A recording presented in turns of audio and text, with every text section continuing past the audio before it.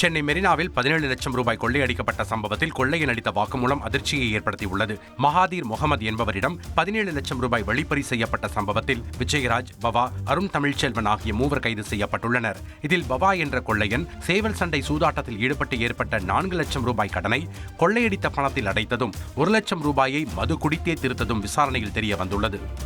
120 மது பாட்டில்களை உடம்பில் கட்டிக்கொண்டு நூதன முறையில் கடத்திய நபரை போலீசார் கைது செய்தனர். புதுச்சேரியிலிருந்து விழுப்புரத்திற்கு மது பாட்டில்கள் கடத்தி வருவதை தடுக்க மாவட்ட காவல்துறை சார்பில் பல்வேறு தனிப்படைகள் அமைக்கப்பட்டு கண்காணிக்கப்பட்டு வருகிறது. இந்த நிலையில் விழுப்புரம் பழைய பேருந்து நிலையத்தில் போலீசார் தீவிர ரோந்து பணியில் ஈடுபட்டனர்.